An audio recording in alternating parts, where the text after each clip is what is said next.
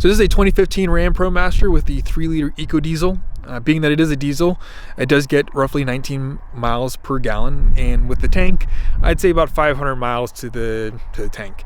I am the owner and also builder of the van, and so it took me about a year to build the van. I went through 2 different iterations and finished the build in 2023. I then lived in it full time for 2 years, and I'm quite the adventurer, so I did build the van to just do just about anything. So whether that be climbing or biking or just off-grid living, being that it does have solar, I hope that I can go through as many of the features with you and show you that this van can just about do anything.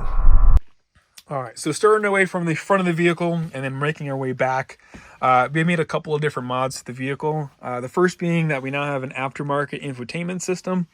This works great with Android Auto and as well as Apple CarPlay. That way you have your directions right there in front of you. I honestly don't know how I could live without it.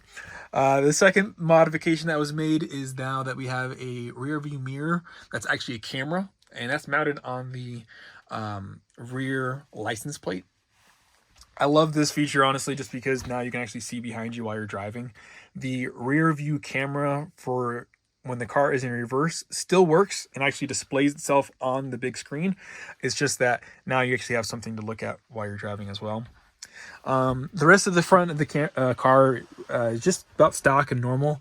The other modification that was made, though, was I installed a 12-inch light bar in the front, and that green button that you see is just for the compressor in the back.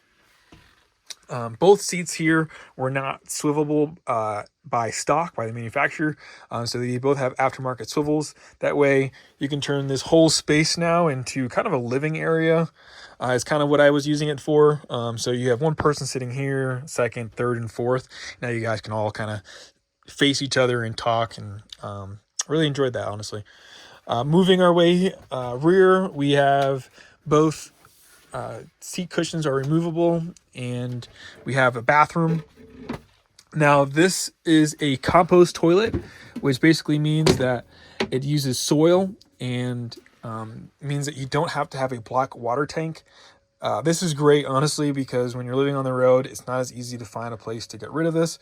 And as an added feature, I actually never use this toilet. And the bench here on the left is just main here for storage. It shares its home inside with the diesel heater.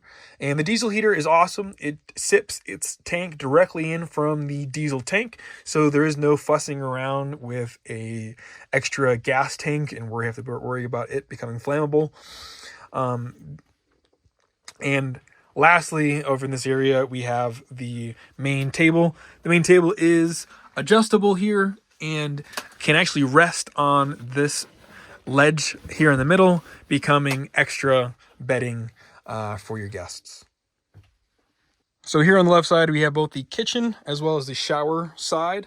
The shower works great. It works right here in the middle of the entryway. It takes about a minute or two to assemble, but once fully assembled, I thought, honestly, it worked great. So the shower mixer is down here at the bottom. The coil is released from the center part and has the hot and cold water side of the mixer. I'll talk about that shortly with the 2.5 gallon instant water heater. But we have the deep sink so that you can hide all of your dirty dishes that you don't feel like cleaning yet. Soap dispenser, and then 2-burner stove. This works with just the regular old propane heaters. So this is a Coleman all-purpose propane that you can get at any Walmart, and that'll do you just good for a few months. And then as well as all your other spices and dry goods storage. Over here on the right, we then have all of your utensil drawer stuff, and then the best part of the feature is the fact that we have a full fridge, both with the fridge and actual freezer portions, so you can actually have nice ice cream on the trail. Now, when it came to making storage, I made sure that there was a lot of it. So up here in the front, we have 2 overhead cabinets, all of which come with these gas struts so that they can keep themselves up.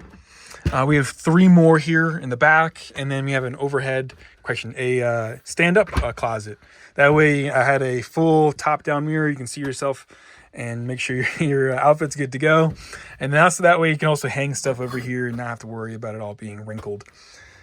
Being that the diesel heater is at the bottom, I made these additional rackets so that you can put your boots upside down and have this whole closet be heated closet. So if you're going out skiing and you wanted to make sure that you're good to go on the next day, that it was going to be good. Here in the back, lastly, we have a full uncut twin size mattress with an additional 4-inch bump outs. This means that if you're 6 foot, roughly maybe 6'1", you can sleep here comfortable head to toe and be good to go.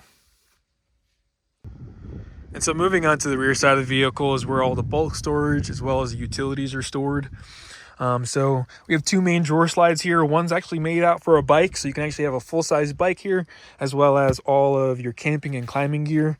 And I made it so that you didn't have to climb all the way out in the back to get something, right? So you have a drawer slide that comes all the way out to you, and that way you can get as much of the gear or little of the gear as you need for that one-day trip or just quick outing. We also have 2 racks here for full-size skis.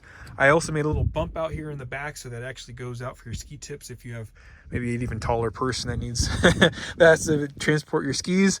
And then I understand that electrical and then plumbing can be intimidating. And so what I did was also include a user guide for both of those.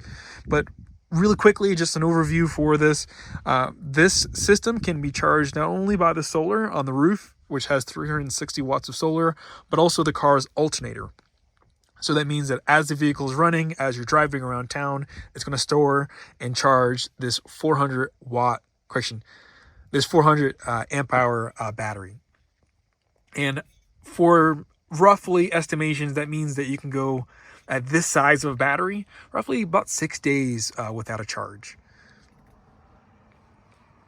Moving on to the plumbing side of the house, we have a 20-gallon freshwater tank, and that is accompanied by a 2.5-gallon hot water heater. This is a electric hot water heater, so no worry about gas or propane or combustion.